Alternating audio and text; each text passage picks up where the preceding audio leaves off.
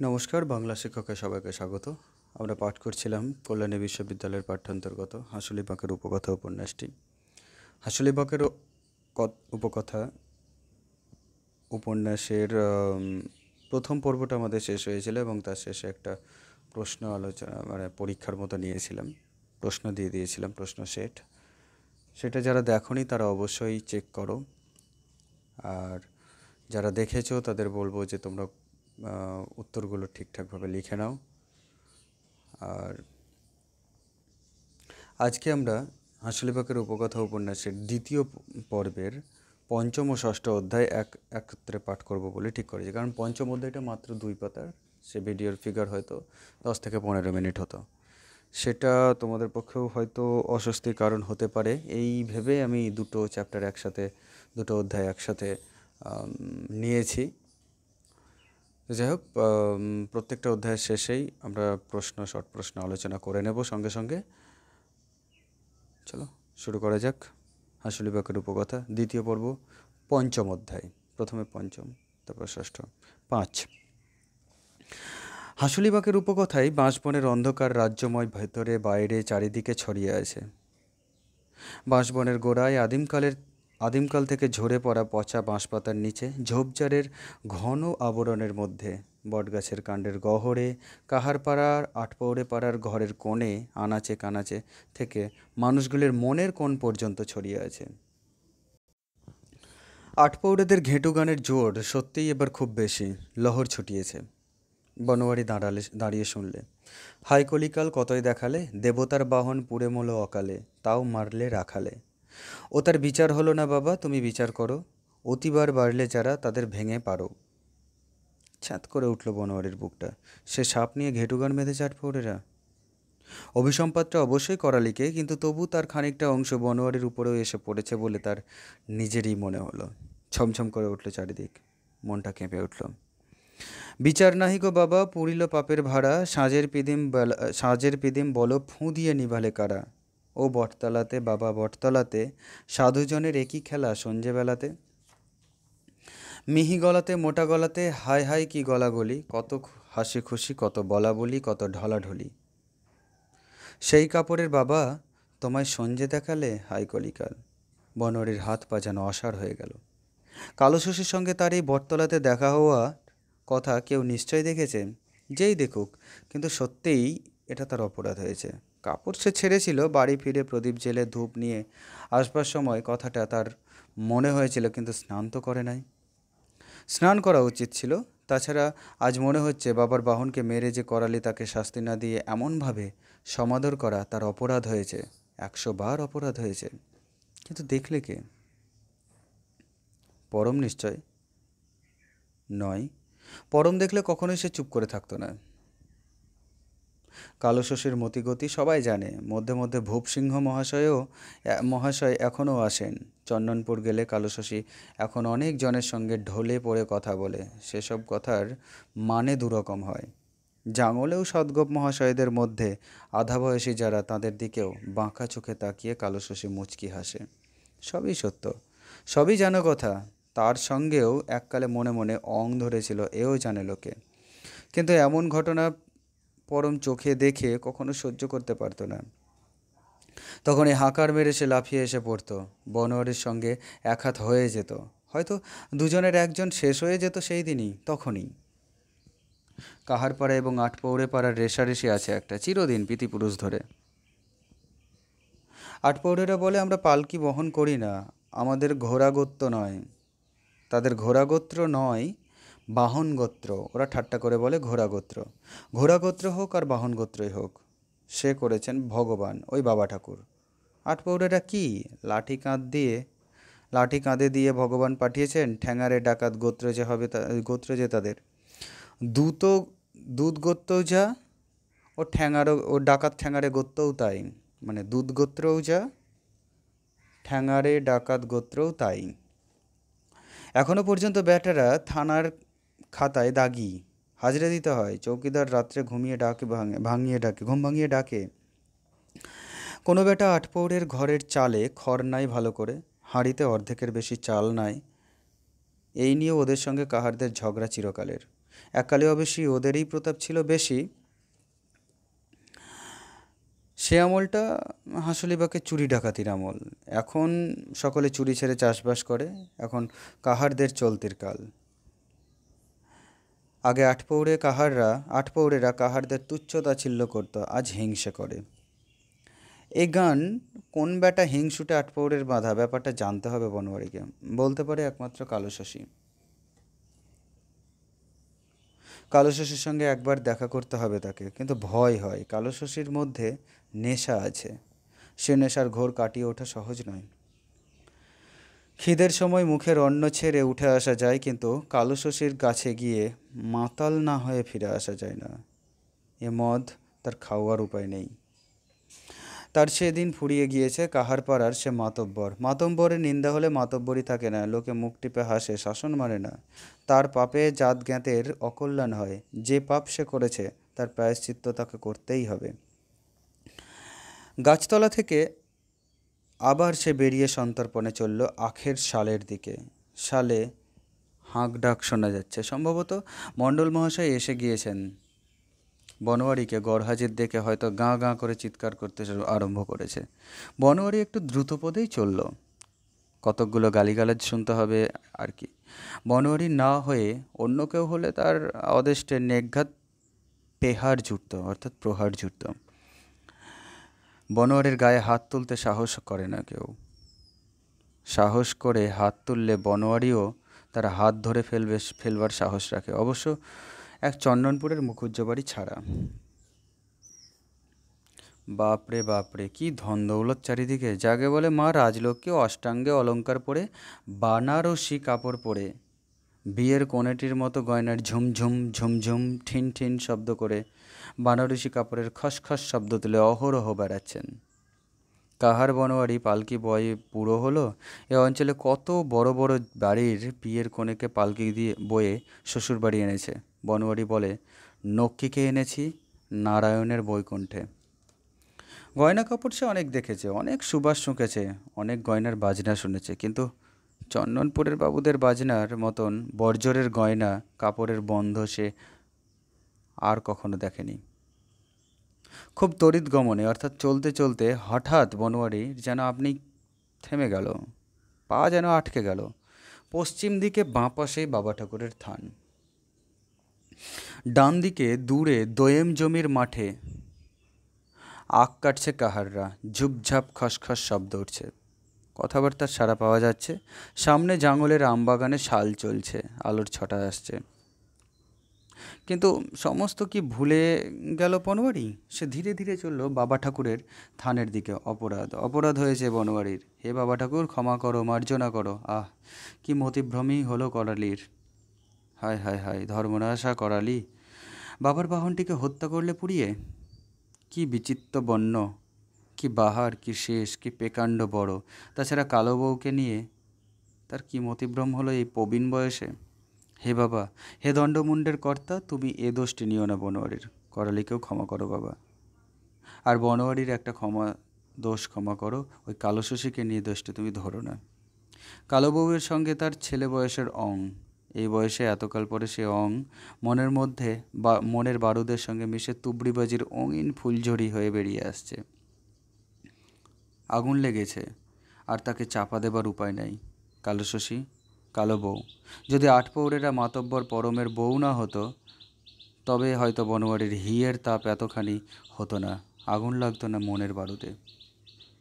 বাবার থানের প্রান্তভাগে দাঁড়িয়ে বনোয়ারি ওইখানটিতে ওই সনসনে আত্মিকালে, অর্থাৎ হঠাৎ ঢুকতে নেই। বাবা খেলা করেন এখন, কখনো জপতপ করেন, কখনো খড়ম পরে খটখট করে বেড়ান, কখনো বেলগাছের ডালটি ধরে থাকেন। কালরুদ্র বাবার দরবারের দিকে চেয়ে হাততালি দিয়ে বাবাকে নিজের আগমনের কথা জানিয়ে সে খানিকটা অগ্রসর হলো। কিছুদিন আগেই বাবার থান পুজো দেবার জন্য তারা পরিষ্কার করেছিল। হাঁসুলিবাঁকের পাষাণ মাটিতে এখন শীতের টান পড়েছে। আস্তে আস্তে তার উপর খরার, অর্থাৎ গ্রীষ্মের রোদের আমেজ লাগছে। জল নাই, পরিষ্কার বাবার থানটি তাই এখনও পরিষ্কারই আছে। বনোয়ারি সেইখানে শুয়ে পড়ল উবুর হয়ে। মনে মনে মানসিক করলে, বাবা ক্ষমা করো তুমি, তোমার বেলতলাটা আমি বাঁধিয়ে দেব। ঠিক সেই ক্ষণটিতেই একটা গোলমাল উঠল কাহারপাড়ায়। শেষ। এই হলো 5 নম্বর অধ্যায়। 5 নম্বর অধ্যায়ের আগে পাঠ করে নিই, তারপর আমরা শেষে একসাথে প্রশ্ন আলোচনা করব। 6, অধ্যায় 6। হাঁসুলিবাঁকের কাহারপাড়ায় সনসনে রাত্রিতে গোলমাল চিরকাল ওঠে। এই সময় পুরনো ঝগড়া নতুন করে বাঁধে। সকলে ঘুমোয়। সেই সময় কেউ ঘুম ভেঙে বাইরে এসে নিস্তব্ধ অন্ধকারের মধ্যে স্বাদ মিটিয়ে গাল দিতে আরম্ভ করে। যদিও প্রতিপক্ষটিও সেই সময় জেগে ওঠে দৈবক্রম, তবে লেগে গেল চুলোচুলি। তাছাড়া হঠাৎ লোকের সাড়ায় গোলমাল ওঠে কাহারপাড়ায়। জঙ্গলের চন্দনপুরের ছোকরারা এই সময় শেষ দেয়, সিটি দেয়, উঠোনে টুপটাপ করে ঢেলা ছুঁড়ে ইশারা জানায় কাহার বাউরির আলাপ মেয়েদের। মায়েরা, পিসিরা, মাসিরা, শাশুড়িরা শুনতে পেলে গোল হয় না। বাপেরাও বড় কিছু বলে না, কিন্তু ননদ কি স্বামী শুনতে পেলে গোলযোগ বাঁধবেই। চোর কাহার পাড়াতে আসে না, এসে নেবে কি? তাছাড়া কাকের মাংস কাকে খায় না। কাহারেরা একদিন নিজেরাই চোর ছিল, আর চুরি ছাড়লেও চোর নাম আছে, চুরির হদিশেও ভুলে যায় নাই। বনহরি কান পেতে শুনতে চেষ্টা করলে গোলমালের মধ্যে কার কার গলার রজ অর্থাৎ আওয়াজ শোনা যাচ্ছে। হাঁসুলিবাঁকের এই একটা মজা আছে। কোপাইয়ের ধারের বাঁশবনে ধাক্কা খেয়ে বাঁশবাদীর কাহারপাড়ার চেঁচামেচে স্পষ্ট হয়ে ফিরে আসে। গলা শোনা যাচ্ছে নসুবালার। ও পুরুষের মেয়েলি ঢং হলে সে পুরুষ ঝগড়ায় মেয়ের বাড়া হয়ে ওঠে। নসুকে নিয়ে আর পারা গেল না। হুঙ্কার দিচ্ছে করালি। তারস্বরে মেয়ের গলায় চিৎকার করছে কে, ওগো ওক্ষে করো গো, বাঁচাও গো। নিশ্চয়ই মারপিট করছে করালি। কাকে? সুচাঁদ পিসিকে। পাখির সঙ্গে বিয়ে হওয়া সত্ত্বেও সুচাঁদ করালিকে ভালো চোখে দেখে না। কিন্তু সুচাঁদের গলা হেঁড়ে গলা, হাঁড়ির ভেতর মুখ ভরে মেয়েতে কথা বললে যেমন আওয়াজ বের হয় তেমনই, তো গলা নয়। তবে পাখিকে ঠ্যাঙাচ্ছে কে? কিছু বিশ্বাস নেই করালিকে। আর্তনাদ কিন্তু ক্রমশই বাড়ছে। হাঁসুলিবাঁকের চারদিকে বাঁশবন, অরণ্যের অর্থাৎ অরণ্যের মতো। সেখানে ডাল পড়লে ঢেঁকি না ওঠে, পাতা পড়লে কুলো না হোক, লড়াই লাগলে টুঁটি ছেঁড়াছড়ি হয়। অরণ্যে বাঘভালুকে আপন এলাকায় থেকে চেঁচায়, কাহার পাড়ায় আপন আপন আগুন থেকে গাল পাড়ে। তারপর এক সময় আগে হাতাহাতি, তখন এ ওর টুঁটি টিপে ধরে, ও এর টুঁটি ধরতে চেষ্টা করে। এদের যে মাতব্বর মরণ বনোয়ারির। ছুটল বনোয়ারি, করালিই বটে। করালি নির্মমভাবে প্রহার করছে রুগ্ন নয়নকে। চারিপাশে মেয়েরা দাঁড়িয়ে দেখছে। নসুবালা হাতে তালি দিয়ে বলছে, লাক ছিঁড়ে দে ছুঁচো কুকুরের। লাক অর্থাৎ নাক। লাক ছিঁড়ে দে ছুঁচো কুকুরের। সুচাঁদের দৃষ্টি বিস্ফারিত হয়ে উঠেছে। এই দৃষ্টিতেই কাহারদের মেয়ে পুরুষদের লড়াই দেখে চিরকাল। সুচাঁদের দৃষ্টির মধ্যে খানিকটা ভয়ের আভাস দেখা দিয়েছে। সুচাঁদ এ গল্প চিরদিন করবে। ঠিক এমনই দৃষ্টি তখনও ফুটে উঠবে চোখে। বলে, বাবারে সে কি লড়ন, সে যেন মহামারণ। করালির সে কি মূর্তি। সম্ভবত মনে মনে সে ভয় পায় করালি যদি তাকে এমনি করে মারে।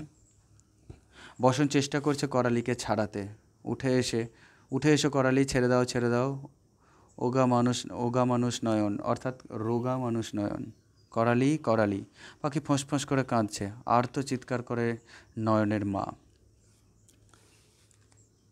সে পড়ে আছে উঠানের উপর। মাথার চুল খুলে রঙের কাপড় খসে গিয়েছে অর্থাৎ অঙ্গের কাপড় খসে গিয়েছে। বুকের পিঠে ধুলার চিহ্ন। কেরোসিনের ডিবে লালচে আলোয় তাকে মনে হচ্ছে রাস্তার পাগলিনীর মতো।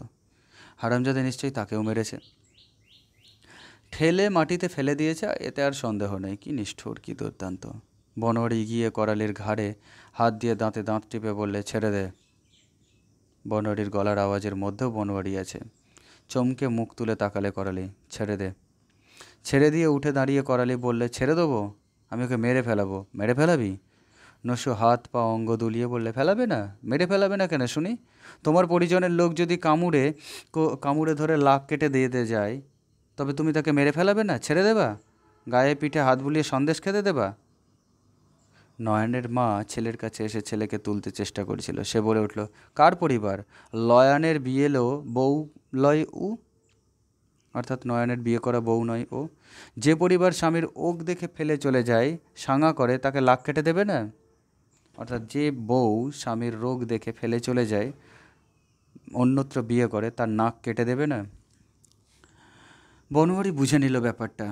পাখি এসে সামনে দাঁড়িয়ে আরও পরিষ্কার করে বুঝিয়ে দিল ব্যাপারটা। সে নিজের নাকটা দেখিয়ে বললে, দেখো।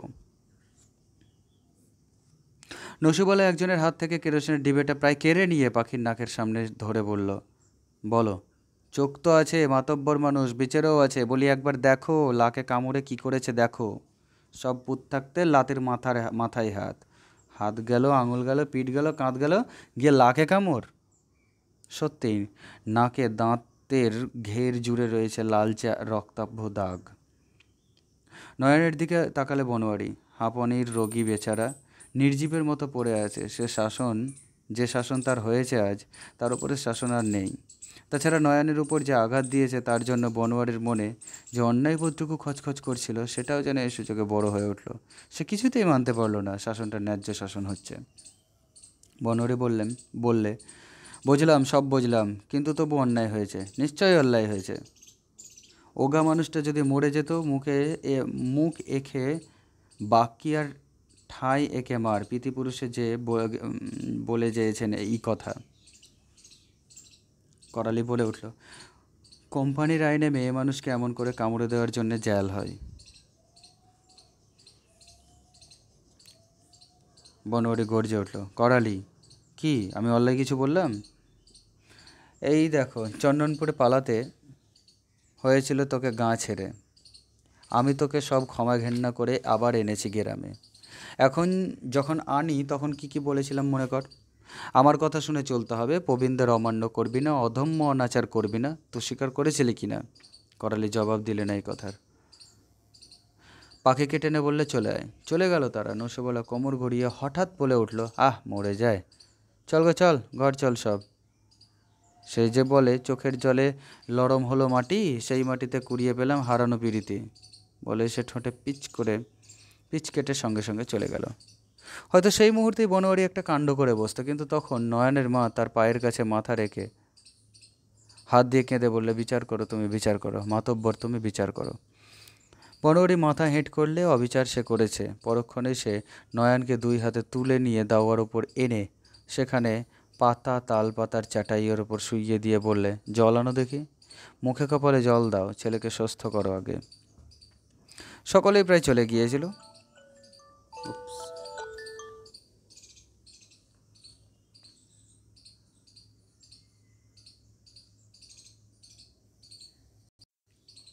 সকলেই প্রায় চলে গিয়েছিল। নয়নের মা এককালে ছিল মাতব্বরের পরিবার, ঘর ভাঙাদের ঘরের গিন্নি। তার অহংকার ছিল বেশি। সে অহংকার তার ভেঙে গেল এখান থেকে। সে অহংকার যখন তার ভেঙে গেল তখন থেকে সে অত্যন্ত কটুভাষণী। তার প্রতি কারো সহানুভূতি নেই। কাহার পাড়ার লোকে শুধু ঠোঁটে হাসতে জানে না। ওদের সহজ কথা, ওরা বলে আকাশের তারা জলে ফোটে, আকাশে মেঘ থাকলে কি পুকুরে পানা থাকলে সে হবার জো নাই। তোর সঙ্গে ভাব নাই তো হাসলে কি হবে? বসেছিল কেবল সুচাঁদ। সে আক্ষেপ করল, আহ, মানুষের দশা, কখনো হাতি কখনো মশা, সেই ঘর ভাঙাদের আজ এই অবস্থা। সে বসে বসে হাঁসুলি বাঁকের উপকথা বলে যায় অভ্যাস মতো। ঘর ভাঙাদের প্রবল পেতাপ। জাগলের চৌধুরীরা বাবা ঠাকুরের কৃপায় যখন জখের ডিঙির ধরে বড়লোক, সাহেবডাঙ্গার নীলকুঠের সাহেবদের বাগ বাগিচা, ক্ষেত খামার, জমিদারের মালিক, সেই চৌধুরীদের প্রধান জোদ্দার ঘর ভাঙারা। নয়নের কর্তা বাবার গলার হাঁকার কি, মোচের বেক্কম কি, আঙা চোখের তারার ঘুরন কি! বাবা, আজ নয়নের বউকে কেড়ে নিয়ে তোমরা দিলে করালিকে। সেকালে চৌধুরী বাবুর ছেলের কামরায় নয়নের বাবা দিয়ে আসতো কাহার পাড়ার বউ বেটি। বসনকে আমার সেই তো ধরেছিল বাবুর লজরে। নয়নের বাবুর মদের পেশাদ পেত, মাসের পেশাদ পেত, সকল ভোগের পেশাদ পেত। নয়ন এতক্ষণে সুস্থ হয়েছে, চোখ মেলে চাইলে সে।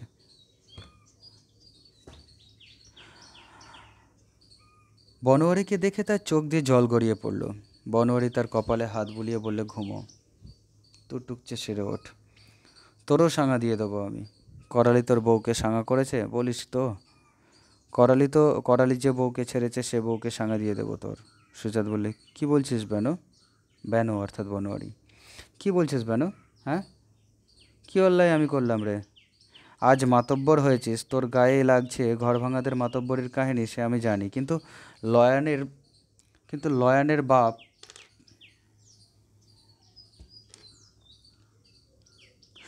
লয়ানের বাবার পাশে পাশে তোর ঘোড়া তো আমার মনে আছে।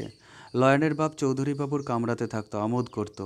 তুই ঘর ভাঙাদের পাঁদারে পাঁদারে ঘুরঘুর করে বেড়াতিস, সে কথা তুই ভুলতে পারিস, আমি ভুলতে পারি না। তুই আজ হারামজাদা করালির পক্ষ নিয়েছিস, লয়ানের মা আজ না হয়। বনোয়ারি বেশ উঁচু গলায় ধমক দিল, পিসি। সুজাত শুনতে পেলে এবং তিরস্কারের সুর বুঝতেও পারলে সেও চিৎকার করে উঠল, কেন রে? তোকে ভয় করে বলতে হবে নাকি কথা? লয়ানের মায়ের সঙ্গে তোর গুজু আর কেউ না জানুক, আমি জানি। নদীর ধারে একদিন ওর পায়ে ধরেছিল, আমি দেখেছিলাম। বনোয়ারি এসে দাঁড়ালো সুচাঁদের সামনে। সুচাঁদও উঠে দাঁড়ালো। সে ভয় পেয়েছে। কাহারদের মাতব্বর বড় ভয়ঙ্কর। সে সঙ্গে সঙ্গে বনোয়ারির কথা ছেড়ে করালিকে গাল পাড়তে লাগলো। করালিকে গায়ে আনলি ও থেকে গায়ে সর্বনাশ হবে।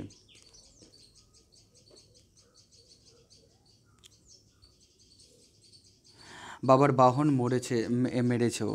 চন্দনপুরে মেলেচ্ছ কারখানায় কাজ করে মেলেচ্ছ হয়ে গিয়েছে। আমার গায়ে ব্যাং দিয়েছে ওর সঙ্গে পাখির বিয়ে। বলতে বলতে সুচাঁদ চলে গেল। বনোয়ারি উঠানে কয়েক মুহূর্ত দাঁড়িয়ে চলে যাচ্ছিল শালের দিকে। মৃদুকণ্ঠে কে ডাকলে, শোনো। নয়নের মা দাঁড়িয়েছে একটা দাওয়ার খুঁটিটা ধরে। বনোয়ারি একটু বিব্রত হলো।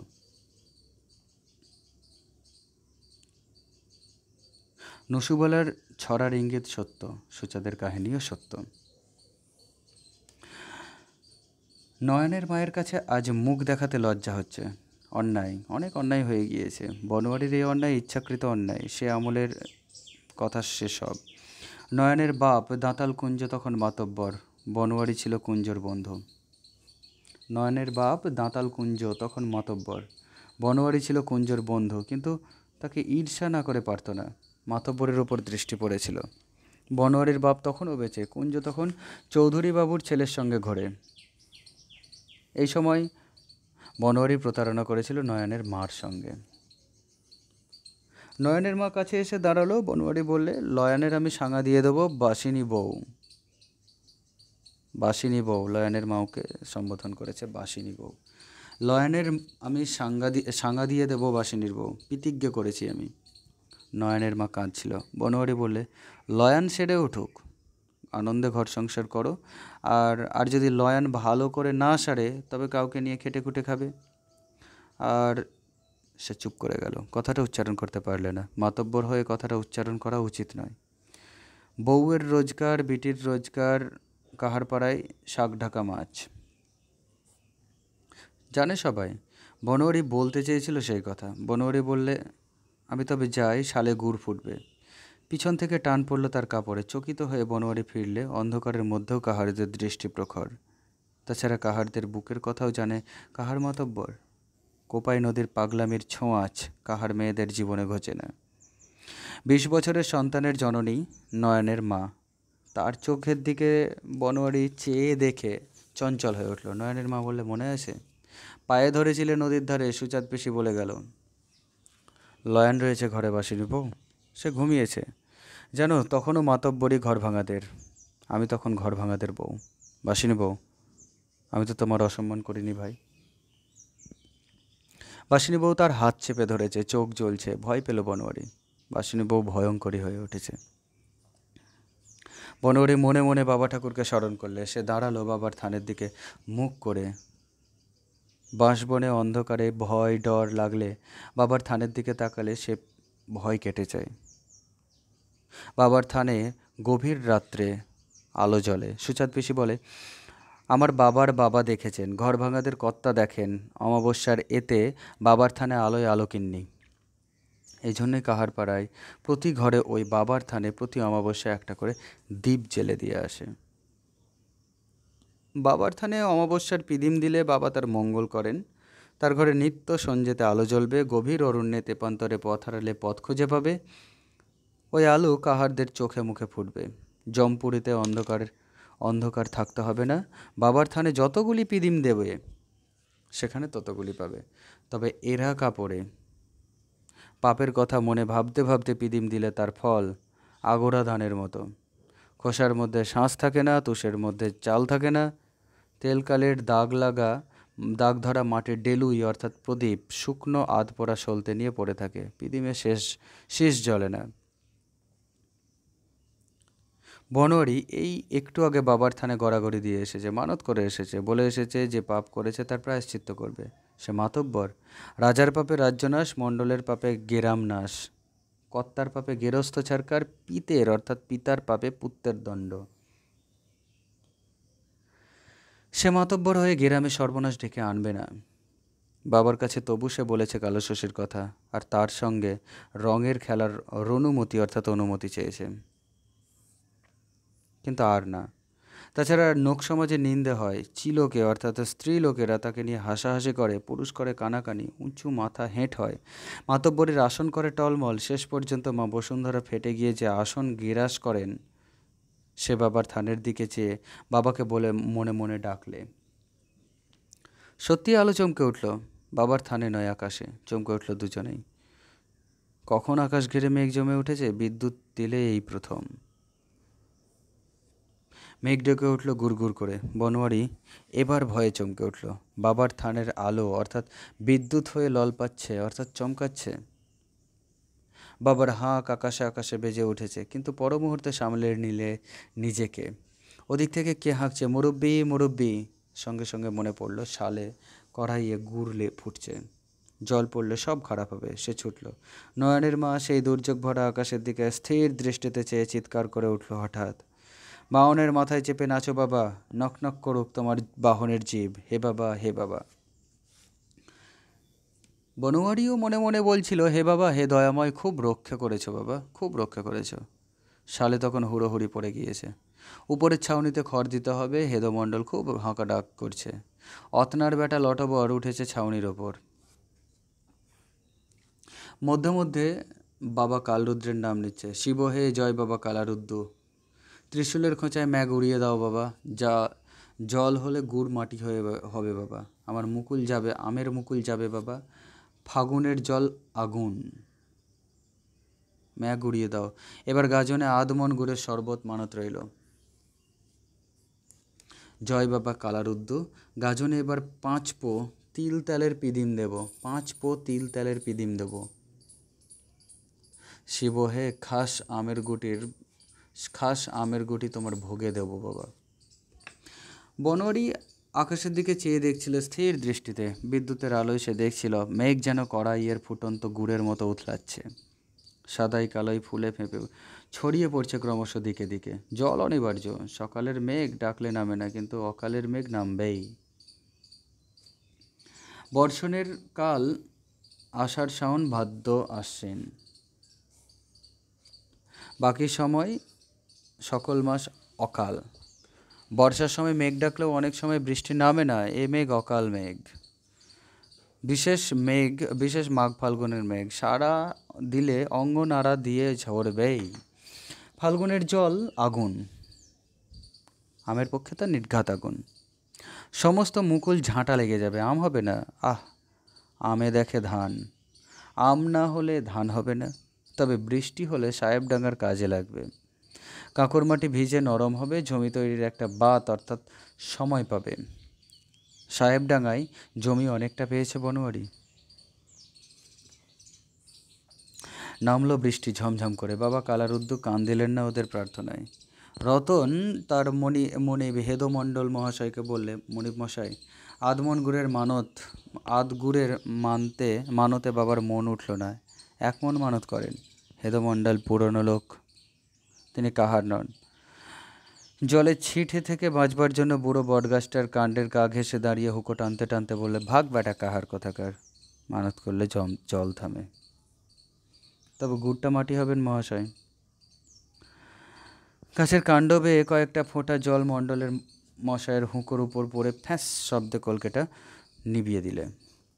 মণ্ডল মহাশয় ক্রুদ্ধ দৃষ্টিতে উপরের দিকে তাকালেন, বলে রতন বললে, মনিব মহাশয় নিকুচি করেছে ব্যাটা কাহারের মনিব মশাই। হুঁকোটা ফেলে দিয়ে হেদমণ্ডল খপ করে ধরলে রতনের মাথার চুল, দমাদ্দম কি কষিয়ে দিলেন কয়েকটা কিল। ছাড়া পেয়ে রতন বলে, দেন কলকেটা খসিয়ে দেন, আগুন করে দিই। এই তো হলো উচ্চ আর নিচ। ওদিকে শালের কড়াইয়ের পাশে বনোয়ারি অসহায়ের মতো দাঁড়িয়ে আছে। কড়াইয়ের ফুটন্ত রসে খড় ও তালপাতার ছাউনি ভেদ করে জল পড়ছে। এমন যত্ন করে গুড় তুলেছিল সে, সব মাটি হয়ে গেল। গন্ধ হবে, স্বাদ নষ্ট হবে। হায় হায় হায়। পানু একটু দূরে গাছের তলায় জল বাঁচিয়ে বেশ কয়েকজন অন্তরঙ্গের সঙ্গে এরই মধ্যে সরস রসিকতায় মজলিস জমিয়ে দিয়েছে। রসটা জমিয়ে তুলছে যে হেদমণ্ডলের গুড় নষ্ট হওয়ার আনন্দ অনুভব করে। বেশ হচ্ছে, আচ্ছা। লাগাও বাপ, লাগাও জমজমাজম। যাক ব্যাটার গুড় খারাপ হয়, ভারী বজ্জাত ব্যাটা, মা দুর্গার অসুর। হঠাৎ সেখানে এসে বসলাম মাথলা, তার সঙ্গে প্রহ্লাদ। জলে তাদের সর্বাঙ্গ ভিজে গিয়েছে। প্রহ্লাদ বসে বিনা ভূমিকায় বললে, পানা তো কিন্তু সাবধান।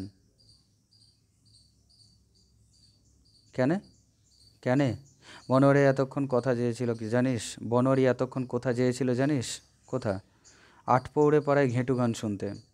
মুখ শুকিয়ে গেল প্রাণকৃষ্ণের। বনোয়ারির প্রতিহিংসা বড় ভীষণ। মাতব্বর রাগে না, রাগলে কিন্তু রক্ষা নেই। প্রহ্লাদ বললে, ওদের ঘেঁটু গান এবার তু করেছিলি আমি জানি। পানু এতক্ষণে নিজেকে সামলে নিয়েছিল। এবার সে তার স্বভাবগত চাতুর্যের সঙ্গে বলে উঠল, মায়েরই বলছি, ছেলের দিব্যি করে বলতে পারি, কিছুই জানি না আমি। তারপর সে বিপুল বিস্ময়ের সঙ্গে প্রশ্ন করলে, আটপৌড়ে বলার এবার নতুন গান বেঁধেছে নাকি ঘেঁটুতে? কী গান? মজার গান নাকি? বলে সে অকারণে হি হি করে হাসতে লাগলো। প্রহ্লাদ বললে, বুঝবে মজা, এবার বুঝবে। মুরব্বির সঙ্গে কালো শশীকে জড়িয়ে গান, ঠেলা বুঝবে এবার। পানু বললে, মুরব্বির সঙ্গে কালো শশীকে জড়িয়ে? তাহলে নিশ্চয়ই করালিদের কাণ্ড। ওই নসুবলা হারামজাদি। কে রে, কে? কী কাণ্ড করালির? বলতে বলতে পিছনে থেকে এসে দাঁড়ালো একজন লোক। লোকটার গায়ে একটা আলখাল্লা, মাথায় প্রকাণ্ড একটা বোঝা, মুখটাও দেখা যাচ্ছে না, শুধু গলার আওয়াজে বোঝা যাচ্ছে সে করালি। মাথায় ওটা কি? প্রহ্লাদ প্রশ্ন করলে, করালি মাথায় কী রে? তেরপল গো কাকা। তেরপল? হ্যাঁ, স্টেশন থেকে এনেছিলাম একটা, তা জল দেখে মনে হলো তোমাদের গুড় নষ্ট হবে, তাই নিয়ে এলাম। দাও চাপিয়ে চালের উপর, এক ফোঁটা জল পড়বে না। একটা তেরপলের জামা গায়ে দিয়ে সে তেরপলটা মাথায় বয়ে নিয়ে এসেছে। অদ্ভুত লাগছে ওকে, ঠিক সাহেবের মতো। প্রহ্লাদ লাফিয়ে ওঠে, বনোয়ারি ব্যানো। করালিকে প্রায় টানতে টানতে সে নিয়ে গেল শালের উনুনের কাছে। হতাশভাবে সকলে চালের উপরের দিকে চেয়ে চেঁচিয়ে দাঁড়িয়ে রয়েছে। জন্দ্রের ছোকরা মুনিশ কোদাল ধরেছে, উঠোনের মুখটার চারিদিকের ঘের বাঁধ তৈরি করছে। জল যেন গড়িয়ে এসে উনুনের ভিতর না ঢোকে, উনুন যেন নিভে না যায়। হেদমণ্ডল হাউ হাউ করে চিৎকার করছেন, ছাতা নিয়ে আয়, ছাতা এনে কড়াইয়ের উপর ধর। মণ্ডল মশাইয়ের বুদ্ধি হেরে যেয়েছে, অর্থাৎ বিলুপ্ত হয়ে গিয়েছে। এই জলে ছাতা ধরে মাথায় বাঁচে না, তার শালের কড়াই। প্রহ্লাদ করড়প করে বলে উঠল, হয়েছে বনোয়ারি, হয়েছে। করালি রূপাই করেছে, তেরপল নিয়ে এসেছে, দাও চাপিয়ে জালে। তেরপল? রেল স্টেশনের তেরপল?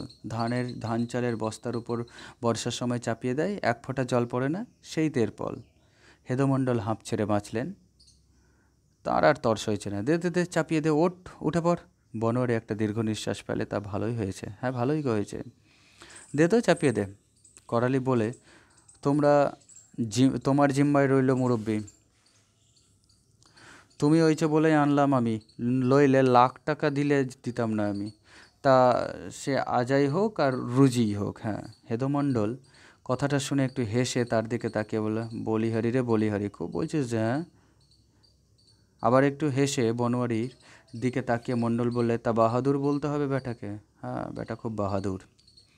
করালির ভুরু দুটো কুঁচকে উঠল। ঘোষমশাই হলে হয়তো ভুরু কুঁচকেই মাথা হেঁট করে চলে যেত, কিন্তু হেদমণ্ডল মাইতো ঘোষ নয়। সে মুহূর্তে জবাব দিয়ে দিল, কি? ব্যাটা ব্যাটা বলছেন কেন? ভদ্রলোকেরও কি কথা? এক মুহূর্তে শালের সমস্ত কাহারেরা হতভম্ব হয়ে গেল।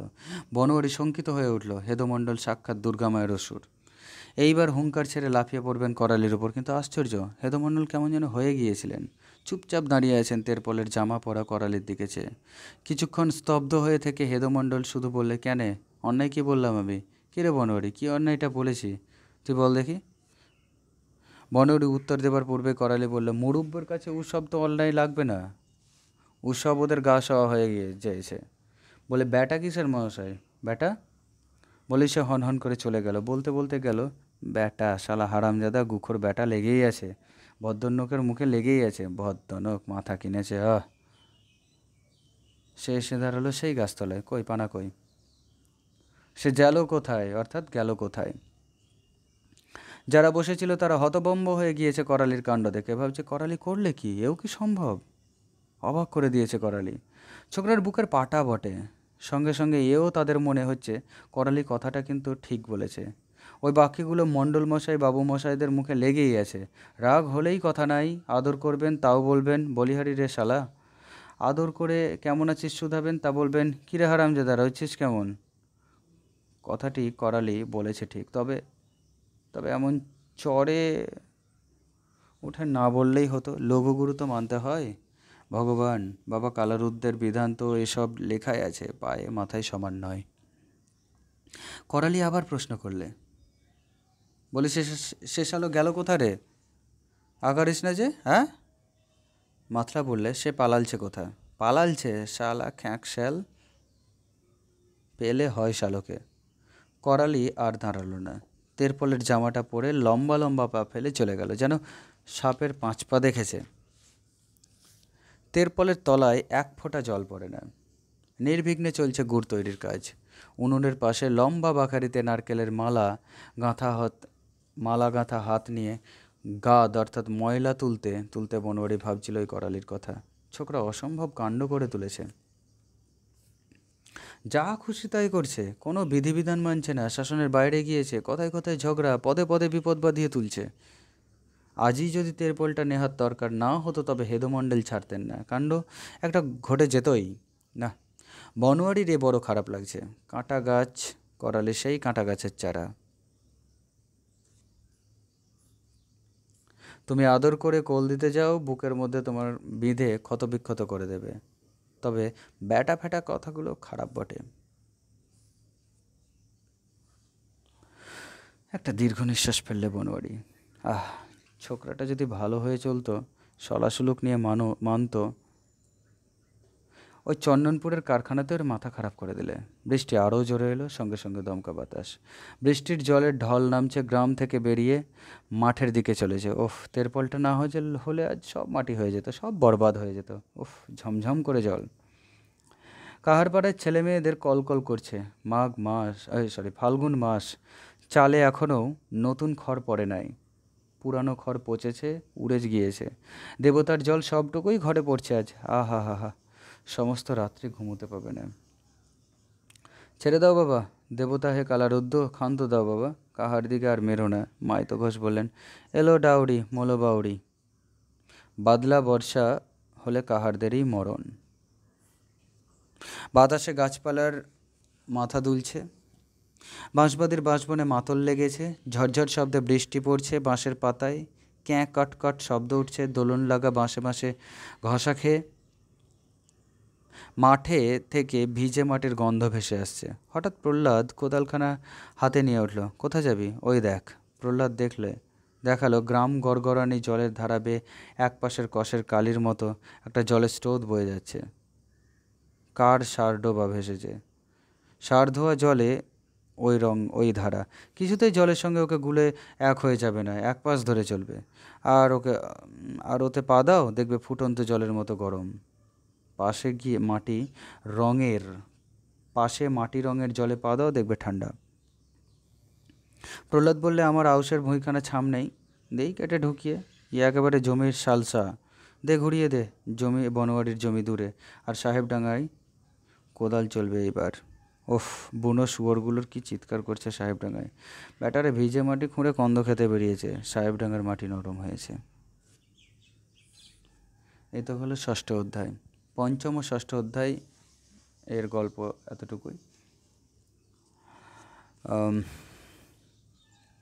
এখান থেকে কিছু প্রশ্ন হবে। পঞ্চম অধ্যায় থেকে সেরকম কোনো প্রশ্ন নেই, তবুও দেখা যাক দুটো একটা যদি বের হয়।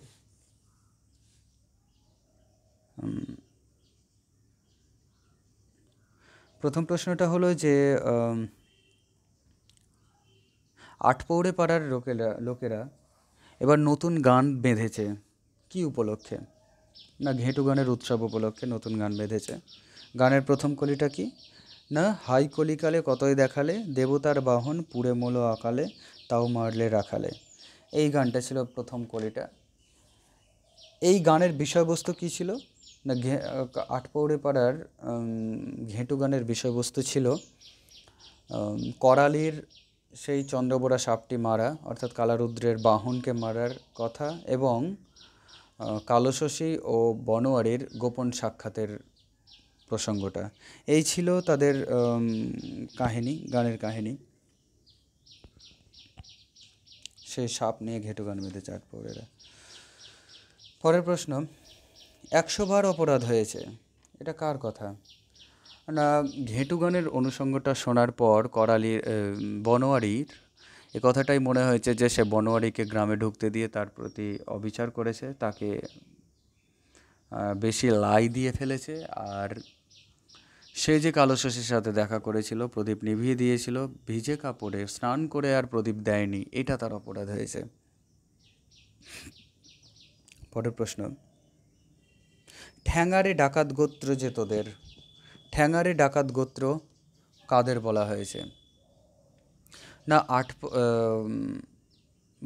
কাহারেরা বলেছে যে আটপৌরেদের ঠ্যাঙারে গোত্র, অর্থাৎ ঠ্যাঙারে ডাকাত গোত্র বলতো। আর আটপৌরেরা এই কাহারপাড়ার লোকেদের কি গোত্র বলতো? না আটপৌরেরা কাহারপাড়ার লোকেদের বলতো ঘোড়া গোত্র, অর্থাৎ ঘোড়া গোত্র।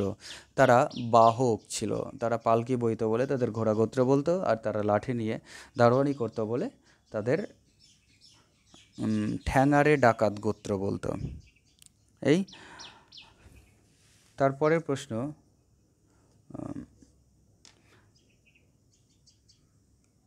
বনোয়ারি, পঞ্চম অধ্যায়ে আছে বনোয়ারি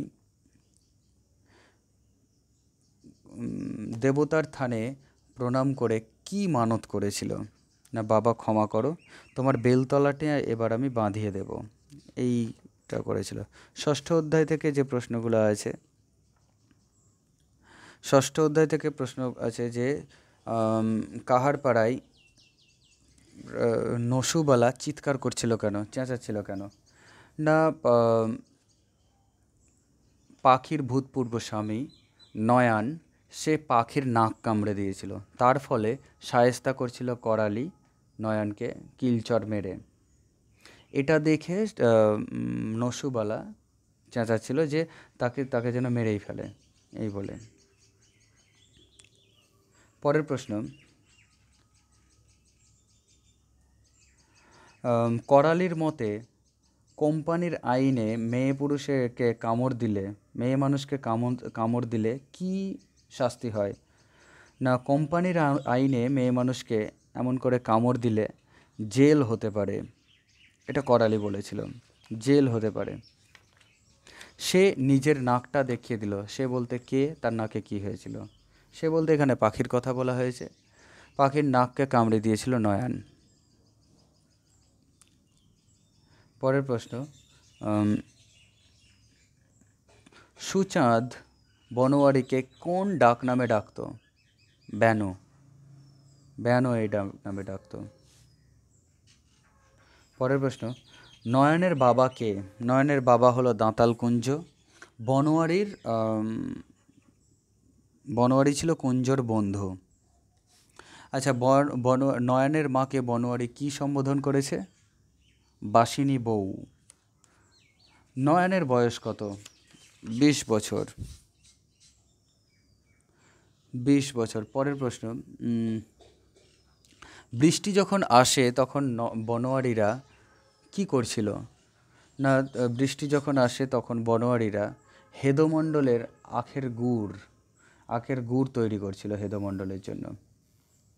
বৃষ্টি দেখে করালি হেদমণ্ডলের আখড়ায় কিসের জন্য এসেছিল? আখের গুড়ের তৈরির জায়গায় কিসের জন্য এসেছিল?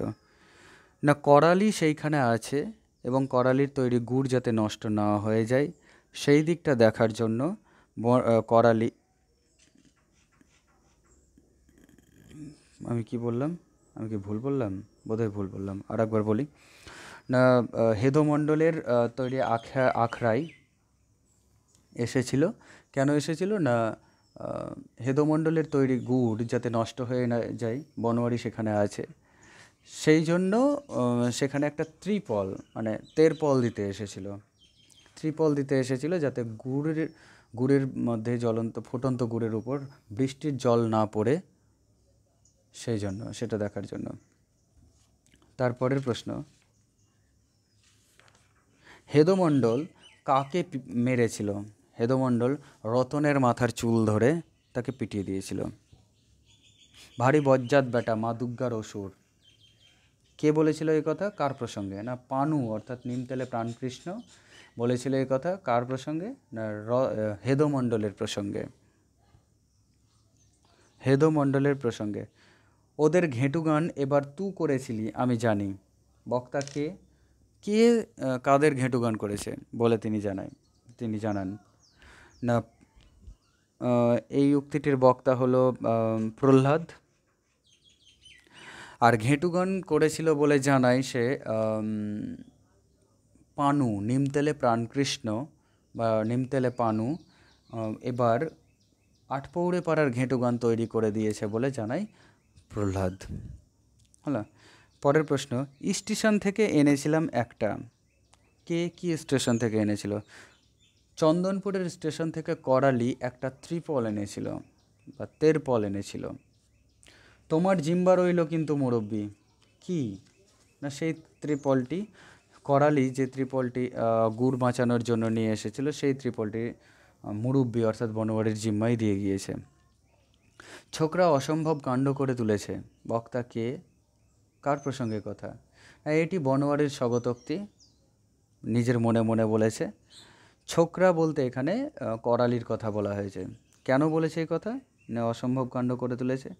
না, হেদমণ্ডল করালিকে হঠাৎ ব্যাটা ব্যাটা সম্বোধন করলে পরে সে চিখিয়ে ওঠে অর্থাৎ চিৎকার করে ওঠে যে কীরকম ভদ্র মানুষের মুখে কীরকম কথা, ব্যাটা, গুক্ষর, হারামজাদা এই সমস্ত লেগেই আছে। তাই এটার প্রতিবাদ করে বসে। এই ঔদ্ধত্য দেখে বা স্পর্ধা দেখে বনোয়ারি মনে মনে এই কথাটা বলেছিল, ছোকরা অসম্ভব কাণ্ড করে তুলেছে। পরের প্রশ্ন,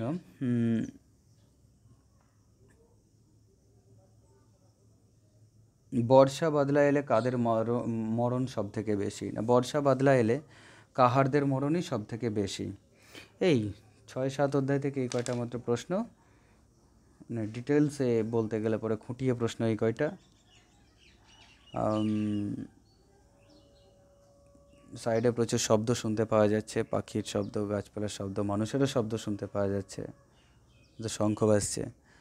তো যাই হোক, এই শব্দের জন্য, ডিস্টার্বের জন্য একটু সরি, কারণ সকালে এটা রেকর্ড করছি। তো যাই হোক, গল্পটা শোনো, উপন্যাসটা শোনো। উপন্যাসটা শোনার পর যে প্রশ্নগুলো আমরা আলোচনা করলাম সম্ভব হলে প্রশ্নগুলো লিখে নাও, কারণ গল্প পড়লে পরে গল্প শোনার সাথে সাথে তোমার মনে প্রশ্নের উত্তর রেডি হয়ে যাবে। তথাপি প্রশ্নগুলো লিখে নাও, তোমাদের কাজে অবশ্যই লাগবে। যতটা লাগবে ততটা লিখে নাও। আমি ডিটেলসেই দিচ্ছি, তোমরা যতটা সম্ভব লিখে নাও। আমি বলবো যে পরামর্শ যদি আমার চলে তাহলে সেটা হলো যে কল্যাণী বিশ্ববিদ্যালয়ের এবার সেমেস্টার সিস্টেমে আছে, গতবার থেকেই আছে, যে খুব গভীরভাবে প্রশ্ন আলোচিত হয়। ফার্স্ট সেমেস্টারেও তোমরা দেখেছো যে শর্ট কোশ্চেনটা কতটা গভীরভাবে ছিল, আর থার্ড সেমেস্টারেও তোমাদের পরীক্ষা হয়েছে, সেকেন্ড সেমেস্টারেও হয়েছে, তো আর ফিফথ সেমেস্টারটা হলো না। যাই হোক, তথাপি আমি বলবো যে গভীরভাবে পড়ে রাখাটাই বেটার, কাজে লাগবে। এই হলো অনুষঙ্গ। সঙ্গে থেকো, সমৃদ্ধ থেকো। ধন্যবাদ।